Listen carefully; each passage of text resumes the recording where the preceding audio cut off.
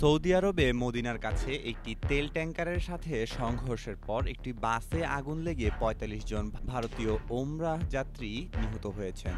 হায়দরাবাদের police commissioner জানান, মক্কা থেকে মদিনাগামী বাসটিতে মোট ৪৬ জন যাত্রী ছিলেন। নিহতদের মধ্যে অধিকাংশই ভারতের দক্ষিণাঞ্চলীয় তেলেঙ্গানা রাজ্যের হায়দরাবাদ শহরের বাসিন্দা। দুর্ঘটনায় মাত্র একজন পুরুষ যাত্রী বেঁচে আছেন, যিনি বর্তমানে স্থানীয় হাসপাতালে নিবিড় পর্যবেক্ষণে চিকিৎসাধীন। এই মর্মান্তিক ঘটনায় ভারতীয় প্রধানমন্ত্রী নরেন্দ্র মোদী গভীর শোক প্রকাশ করেছেন। তিনি জানান, রিয়াদে ভারতীয় দূতাবাস এবং জেদ্দায় কনসুলেট ক্ষতিগ্রস্ত পরিবারগুলোকে সর্বাত্মক সহায়তা দিচ্ছে এবং সৌদি কর্মকর্তাদের সাথে ঘনিষ্ঠ যোগাযোগ বজায় রাখা হচ্ছে। নিহতদের মরদেহ দেশে ফিরিয়ে আনতে ও জানাজার ব্যবস্থা করতে কন্ট্রোল রুম খোলা হয়েছে।